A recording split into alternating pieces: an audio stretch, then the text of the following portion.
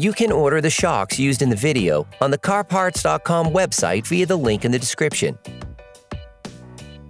Turn off your vehicle's ignition and set the parking brake.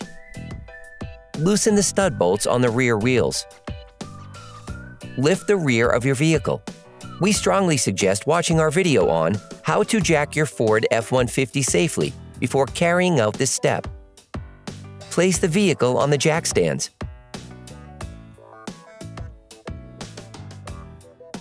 In order to change the rear shocks on your vehicle, you will need to take off the wheels to have full access.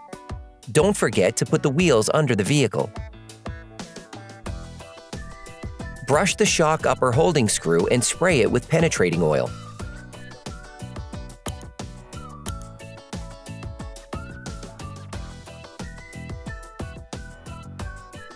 Unscrew the shock upper holding screw with a ratchet and a 15mm socket. Hold the nut with an 18mm spanner.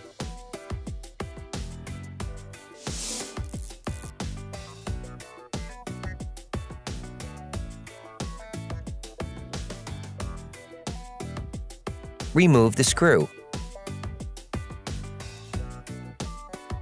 Hey, it's Alex from CarParts.com. If you enjoyed this video and want to support us, like, comment, and subscribe. Okay, back to work. Do the same on the lower holding screw.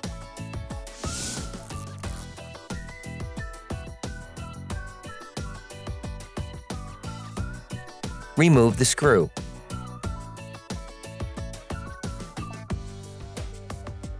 You can now extract the shock.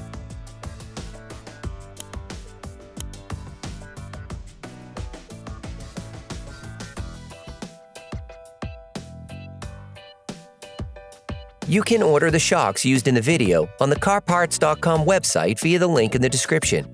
Take the new shock. Before installing the new shocks, it is necessary to prime them by pressing the shock vertically so that the gas and hydraulic fluid are separated. Position the shock and put the upper holding screw in place. You can purchase the parts we used here by visiting our website at CarParts.com.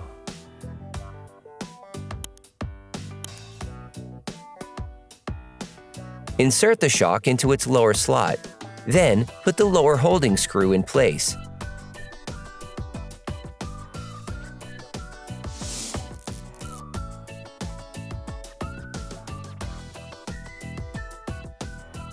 Screw it back on until it makes contact. In order not to damage the silent blocks, it is necessary to tighten the holding screws with the rear axle in the vehicle on the ground position. Presently, the jack stands are positioned on the rear axle, so the shock is the right operating position. Finish the tightening of the screws with a torque wrench.